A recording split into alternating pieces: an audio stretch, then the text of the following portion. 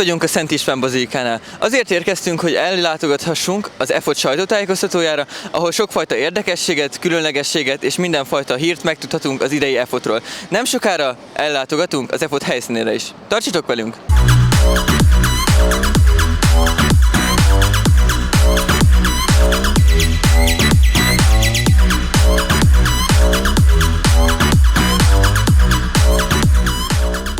Nappali külön színpadunk van az EFOT-on, ami tele van különböző kulturális programokkal, és az idei évben a kultúrának egy különleges és igazán magyar részével igyekszünk erősíteni a fesztiválon, ami nem más, mint a borkultúra. Megkérném Rókusvalai Pál kormánybiztos urat, hogy ossza meg velünk gondolatait.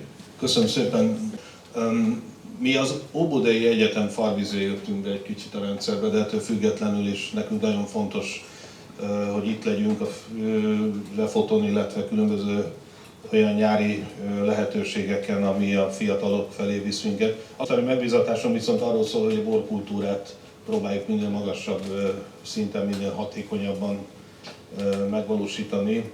Ez egy nagyon izgalmas ágazat, és ezt a munkát most már lassan 2 éve végzem. És azt vettük észre, hogy eltűnt a fiatalok generációja a borfogyasztók közül. Ezt persze most nem fogom részleteibe kibontani, de pont ezért fontos nekünk, hogy minden szinten támadjunk. És amiért én az Óbudai Egyetemet megemlítettem, mert szeptembertől, és ez már államtitkár úrral közös projektünk, ha tetszik, 3 egyetemen, így az Óbudai Egyetemen, a Károlin, illetve a Semmelweisen el fog indulni egy borkulturális oktatás, borkatedra, szeminárium a magyar borról címmel, kredit alapon, ami nagyon fontos, hiszen olyan ismereteket próbál a fiataloknak eljuttatni, ami a valóság, ami a mai magas kultúránk, a borkultúra része.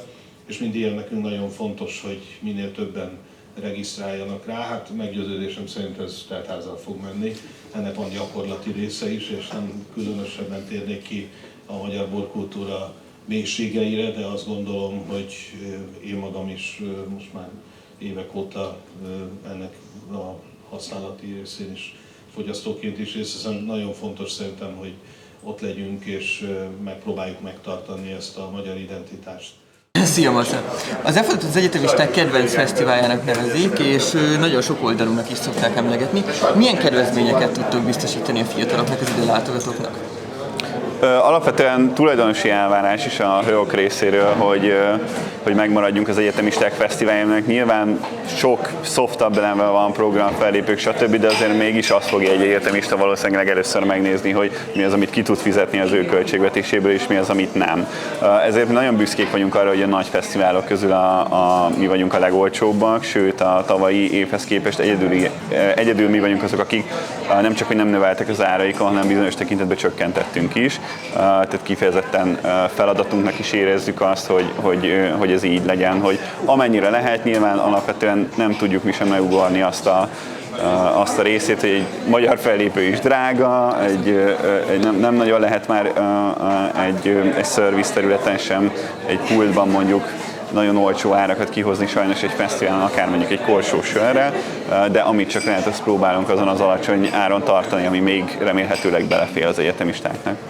A következő kérdésem az lenne, hogy az EFOT Fesztivál tartják a legsportosabb fesztiválnak, ugye eddig volt a Teker az EFOT-ra program, és most már van ez a Fuss az EFOT-ra program is. Igen. Erről tudnám mesélni egy kicsit? Az idejében először szervezünk futást, ez nagyjából 5 kilométer lesz, a Velencének az evezős útján fognak bejönni a futók, ugyanúgy egy ilyen 150 fő, nyilván ez időtartamában is egy rövidebb rendezvény, tehát azért ez egy ilyen 30 perc, 1 óra alatt le fog menni, de itt is próbálunk ilyen befutósót csinálni, ajándéktárgyakat összehozni, és alapvetően egy olyan hangulatot csinálni, hogy egyrészt szugeráljuk a már bent lévőket is, tehát mondjuk kempingeseket is, hogy jöjjenek el futni, de ugyanúgy megadjuk azt a kedvezményt, amit mondjuk a Tekerjész Fotránál is, hogyha valaki ezt a jegytípust veszi meg, ami nagyon olcsó, 1500 forint környékén van, akkor megkapja aznapra a napi jegyét is ajándékba. Értem, és arról mesélj kérlek, hogy láttam itt a sajtótájékoztatón beszéltetek arról, hogy többfajta kulturális program is lesz ugye az egész Velencei tó partján, és többfajta helyre el lehet majd látogatni. Ezek mit lesznek azok, és mit lehet ezekről tudni?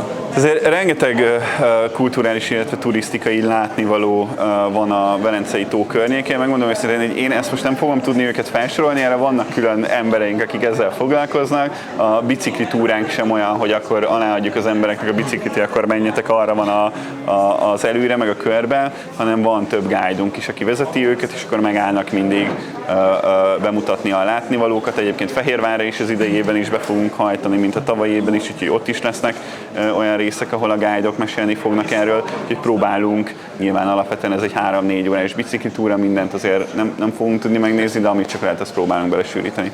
Értem, és a diákoknak munka szempontjából milyen lehetőségek vannak? Van diákmunkánk is, még éppen tart a jelentkezés, illetve van önkéntes lehetőség is, nyilván, hogyha ez valaki a középsulis önkéntességbe le akarja írni. Itt minden benne van, tehát a marketinges community managementtől, építésbontáson keresztül, nyilván egy tök érdekes dolog benne látni, backstage területekben, illetve az egész fesztiválnak a felépülésébe, a jegykonténereinkben is dolgoznak diákmunkások, összességében itt ilyen diákmunkások önkéntesekkel minden együtt azért majdnem 1000 főt dolgoztatunk a saját stábunkon felül, úgyhogy ha valaki még érdeklődik, akkor azt a honlapunkon megtalálja ezeket a lehetőségeket. És akkor kvázi az önkéntesek és a diákmunkások nagyjából ugyanazt teljesítik, csak az egyiket ugye önkéntes alapon, a másikat pedig ugye fizetős. Nem, a nyílteseik alapvetően azokat a feladatokat látják el, amire mondjuk kevesebb erőkészítés, kevesebb felkészülés kell. A diákmunkásaink azért kapnak jelentősebb felkészítést, illetve az ő munkaideik azért jóval kötöttebb, tehát többet is dolgoznak, nagyobb felelősségi körben, ennek megfelelően ugye a juttatás is nagyobb. Értem, rendben, nagyon szépen köszönöm, és találkozunk az EFOT-on. Én is köszönöm.